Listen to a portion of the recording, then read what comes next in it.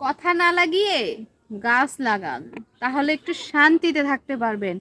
যেই পরিমাণে দেশে গরম পড়ছে, যেই পরিমাণে রোদ দেখতেছেন, এর কথা তার কথা ওরে না বলে গাছ লাগিয়ে রিল্যাক্সে থাকেন। আপনিও শান্তিতে থাকবেন, যার নামে কথা লাগাইতেছেন সেও শান্তিতে থাকবেন। আর কত কাহিনী করবেন? কাহিনী থামান, রিল্যাক্স হন।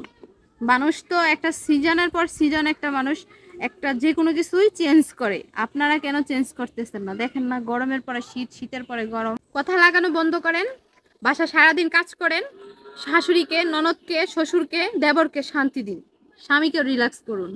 অনেকে আছে, বিশেষ করে অনেক আছে যারা প্রবাসী থাকে, সেই প্রবাসীর ভাইয়েরা বেশিরভাগ মানে ক্ষেত্রে আমি দেখতেছি তারা সারাদিন রিল্যাক্স করে, ফোন টিপায়, এই যে ফোন এভাবে এভাবে টিপায়, টিপায় সারাদিন বলে হ্যালো তোমার বউ, সরি, হ্যালো তোমার মা না ওটা করেছে, তোমার বোন না ওটা করেছে, তোমার ওনা সেটা করেছে। এদিকে শাশুড়িও ফোন দিয়া বলে তোর বউ এটা করছে রে, তোর বউ সেটা করছে রে।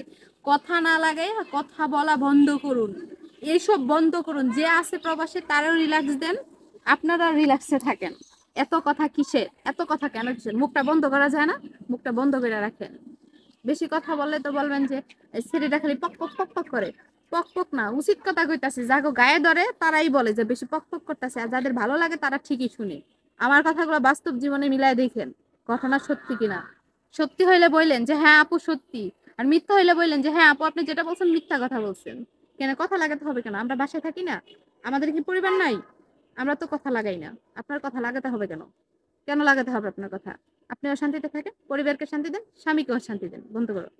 একটা জিনিস খেয়াল করে দেখবেন, যেগুলার বাসায় এসি থাকে, যেগুলার বাসায় আইপিএস থাকে, যেগুলা সারাদিন মাথার উপরে ফ্যান ঘুরে, তারাই খালি কথা নিয়ে নাড়াচাড়া করে।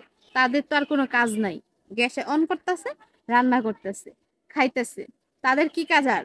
তাদের কাজ একটাই লক্ষ্য করা, তাদের শাশুড়ি কি করতেছে, তাদের ননদ কি করতেছে, তাদের ছেলের বউ কি করতেছে। আর এই কথাগুলা এই আঁচলে গিট্টু দিয়ে কখন সে বাহিরে শোনাবে? শোনাতে তো হবেই, কারণ পেটের ভাত তো হজম হবে না। আর দেখবেন যারা সারা দিন ভর এই রোদে পুইরা সারকার হইয়া ধান নিতেছে, বাহিরে রান্না করতেছে, সবকিছু করতেছে, তাদের কিন্তু এইসব কথা মাথায় আসে না যে আমার শাশুড়ি কি করলো, আমার বউ কি করলো, উমাকে কি করলো, তোমাকে কি করলো। এই কথাগুলা নিয়ে একটু নাড়াচাড়া করি, কারণ তাদের এসবের টাইম নাই। তাদের শুধু মাথায় একটাই ঘুরে, আমি কখন ধান কাটবো, আমি কখন ধানগুলা শুকাবো, আমি কখন ধানগুলা সিদ্ধ করে আমার ঘরে রাখবো, আমি কখন আমার সন্তানকে খাওয়াবো। হ্যাঁ, যারা এই সমস্ত রোদের মধ্যে পুইরা ছাই হয়ে এইসব চিন্তা করে না, তারা কিন্তু ভালো কাজ করে। আর যাদের এসিতে বসায় বসায় খাওয়াচ্ছেন, তাদের কিন্তু এই কাজ ছাড়া কোনো কাজ নাই। এখনো সময় আছে ভাই, এগুলারে গ্রামে পাঠাইয়া দেন। গ্রামে পাঠায় রোদে পুরাইয়া সারখার কইরে এগুলারে আবার রিটার্ন বাড়িতে আনে, তাহলে শিক্ষা হবে। আমি কথাগুলো সত্যি বলেছি কিনা যাচাই করে দেখবেন।